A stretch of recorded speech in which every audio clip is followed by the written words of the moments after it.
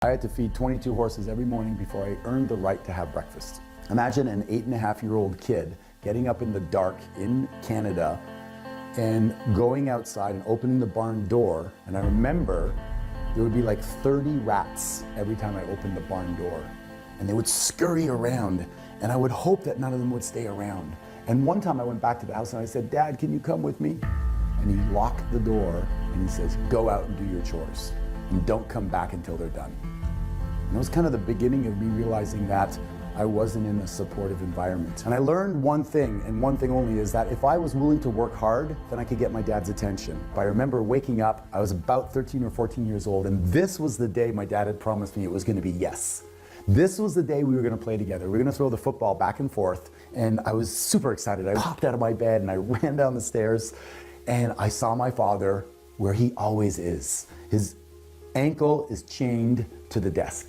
But as I got closer, I knew something was wrong. It was like I could feel there was a heaviness in the air. And I started to get nervous. And I went, "Dad?" And he went, "Yes." I went, you ready to go play?"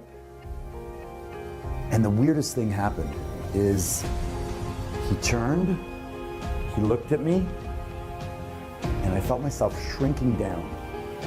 And he stood up, and this shadow cast over me. And he goes, "Do you have any idea what it takes to put food on the table? Do you think that this roof just puts itself there? Money doesn't grow on trees, you know. One day you're gonna have to work hard for money. Now get out and play on your own before I put you to work." And I turned around and I walked out, and I never asked him again to play, ever. I don't have one memory of playing with my dad. Not one. The only way I connected with him was when he was working around the house doing a chore. I'd say, "Dad, can I help you?" And I'd hand him the nails, or I'd hold the measuring tape. It was the only way. Never once. He never came to my hockey games. He dropped me off in the car and stayed in the car. While all the other parents were tying their skates, I was there alone. I would try to score as many goals as I could so I could go in and tell him that I scored the winning goals. So he'd want to come and look, but he never did. I remember winning honors in school for academic achievement, looking out in the crowd, hoping to see my dad, but he was never there. So the only solace I had was to work hard. So I doubled down on that, and I worked hard. And I'd call him out to look at the task being done, and invariably it was never good enough. So I doubled down again and worked harder. It didn't feel good at the time, but in life, what you do, if you do what is easy, life will be difficult. But if you do what is difficult, life will be easy. I got the difficult part out front, and I got really good at it. By the time I was 14, I saved up enough money to get a scooter. By the time I was 16, I had my first car. By the time I was 17, I thought, you know what? I'm out of here. This sucks. I mean, I could go out and make 4 times the amount of money living on my own, even if I have to pay rent. I don't care. So I moved out. I drove a taxi. I did carpentry. I cut lawns. I washed windows. I did anything that was hard work because that's all I knew. And then my life changed. I got a call from my stepmom, and she said, "Your dad has cancer."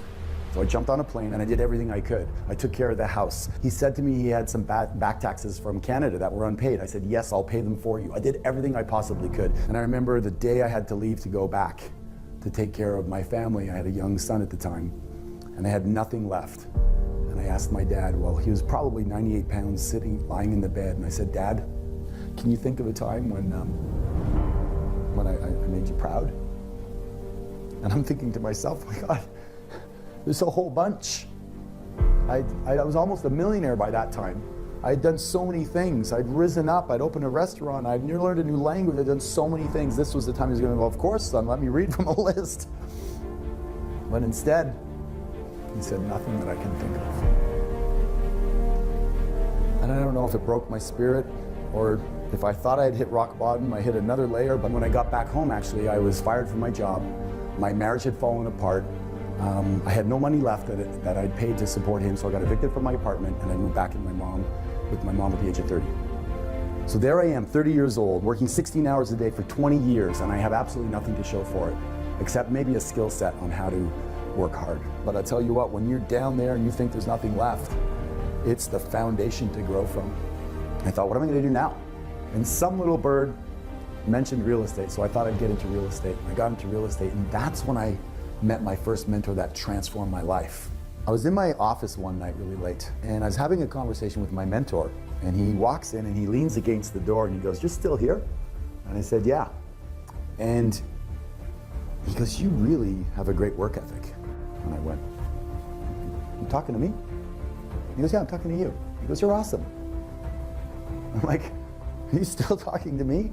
It's like I never had anybody tell me that they believed in me. My father certainly was always, "You could do better, you could do better, you could do better." Yeah, it drove me, but it didn't make me feel confident. And I doubted it at first. And we started to talk, and he goes, "Oh, so you've labeled yourself stupid, as a loser, and a skinny little kid." He goes, "How do you feel about that?" And I said, "I still feel that way." He says, "You're 30 years old." I go, "Yeah, I know, but I still felt that way inside." He says, "Okay, we're gonna change that. Who's an idol that you have?" I said, "Well, one of my favorite is like Clint Eastwood. He's like rugged. I'm kind of rugged. I feel rugged." He goes, "Perfect. How does that feel when you say that?" I said, "That feels pretty good." He goes, "That's it. I want you to say that 1,000 times. 1,000 times every day, or more if you want. Loser out, ruggedly handsome in." So now what we're gonna do is we're gonna reprogram your brain. Your brain is like software. We're just gonna reprogram it. I said, "How do I do that?" He goes, "Just every time you have a chance, say, 'I'm ruggedly handsome, I'm ruggedly handsome.'" He said, "The words that follow I am follow you. You just didn't know it. You had shitty programming. But now we're gonna change that and change that forever." And I remember driving home, I was so excited.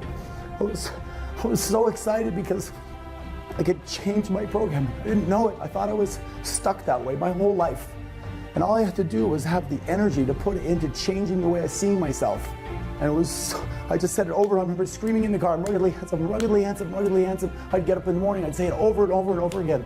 I'd say it as much as I possibly could. And then spontaneously one morning, I was in the shower and I said, "I'm the greatest real estate agent in my area. I'm the greatest real estate agent in my area." And I went from one sale in my first year to, in a few years, 100 sales. I broke every record there was. And then I bought the freaking company. Went from farm boy to financially free. I became resourceful. I became capable of doing things I didn't know I was gonna do. The most powerful force in the human psyche is how we describe ourselves to ourselves. Who's giving you labels? You're too short, you're too tall, you're quiet, you're introverted. And you take on those labels and you wear them like they're your persona. And then you live into them, like a role that you were given in life. You can rewrite that. You can make it whatever you want, insert it, and then program it. I am. You are what? Gifted, guided, grateful, powerful, passionate, playful, sexy, sensual, sensitive, and blessed. What are you? Today is the first day of the rest of your life, and you get to redefine yourself. So who are you? And who do you want to be? The words that follow I am follow you.